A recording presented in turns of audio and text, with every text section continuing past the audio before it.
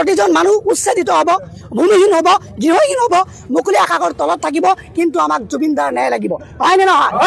গতিকে জুবিনদাৰ ন্যায় ইছ্যুটো আপুনি ডাইভাৰ্ট কৰিব নোৱাৰে। মানুহখিনিক প্ৰথমত ৰায়কুচি বনাঞ্চলত আছিলে, তাৰ পৰা তেওঁলোকক ইয়াতে সংস্থাপিত কৰা হৈছে, আৰু ইয়াতে সংস্থাপিত কৰাৰ পিছত ইয়াতো আকৌ উচ্ছেদৰ দাবী প্ৰকাশ কৰিছে, কি ক'বা তুমি? আচলতে সুদীৰ্ঘদিন আগত আমাৰ ৰাক্ষসী অঞ্চলত উচ্ছেদৰ জাননী দিয়াৰ পিছত আমি দেখিবলৈ পাইছিলোঁ যে আমাৰ জিলা প্ৰশাসন তথা স্থানীয় যিসমূহ নেতা আছে, ৰহিম জিদান্দা আমাৰ জিলা পৰিষদৰ সদস্য, তেখেতে মিলি আমাৰ সেই মানুহখিনিক জিলা প্ৰশাসনৰ লগত আলাপ আলোচনাৰ যোগেদি ইয়াত ফুটি পৰাৰ নামত আহি ইয়াত সংস্থাপন কৰিলে। কিন্তু আমি পৰ্যায়ক্ৰমে দেখিবলৈ পালোঁ যে কিছুদিনমান পিছত এই অঞ্চলখিনিক দৈহিকতা বনাঞ্চলৰ লগত অন্তৰ্ভুক্ত কৰি এই মানুহখিনিক উচ্ছেদৰ জাননী দিলে। এতিয়া মোৰ পোনপটীয়া প্ৰশ্ন যে যিসকলে এওঁলোকক সংস্থাপনৰ নামত ইয়াত সংস্থাপন দিছিলে, ইয়াক বহুৱাইছিলে, নিজকে হিৰো সজাবলৈ ইয়াত এই মানুহবিলাকক সংস্থাপন দিছিলে, কিন্তু আজি কিয় ইয়াত উচ্ছেদৰ নটিচ দিলে? আজি কিয় এই মানুহবিলাকক উচ্ছেদ কৰিব? সেই প্ৰশ্নৰ উত্তৰটো মোক তাৰমানে লাগে। আজি সেইসকল মানুহ ক'ত যিসকলে এই মানুহবিলাকক ইয়াত সেই বনাঞ্চলৰ পৰা আনি ইয়াত সংস্থাপন দিছিলে? সেই মানুহবিলাক আজি ক'ত? আজি এই মানুহবিলাক এওঁলোকৰ কাষত কিয় থিয় দিয়া নাই?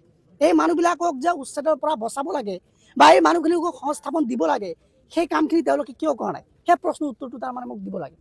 আৰু মই ক'ব খোজোঁ যে ইয়াত যিসমূহ মানুহ আছে, দুখীয়া দুৰ্ভগীয়া আৰু এইখন গোৱালপাৰা জিলাৰ স্থায়ী বাসিন্দা মানুহ, এই মানুহবিলাকক যিধৰণে উচ্ছেদৰ জাননী দি সমগ্ৰ গাঁওখন এটা আতংকময়ী পৰিৱেশ আৰম্ভ কৰিছে। ইয়াত মোৰ বন্ধুবৰ্গ আছে, গোৱালপাৰা কলেজৰ পৰা ষ্টুডেণ্ট আছে, ছাত্ৰ আছে, হায়াৰ ছেকেণ্ডেৰীৰ পৰা ছাত্ৰ আছে, তেওঁলোকৰ এক্সাম চমু চাপি আহিছে, আৰু এনেকৈ এওঁলোকক উচ্ছেদ কৰি আচলতে কি কৰিব খুজিছে? আমি কি ক'ম? আৰু যি ৰাজ্যৰ মুখ্যমন্ত্ৰী এনেকৈ কথাবোৰ কয় যে মই জীয়াই থকালৈকে, মই মুখ্যমন্ত্ৰী হৈ থকালৈকে মুছলমানৰ লগত মোৰ মানে যুদ্ধ চলি থাকিব, সেই মুখ্যমন্ত্ৰীৰ পৰা আমিনো কি আশা কৰিম?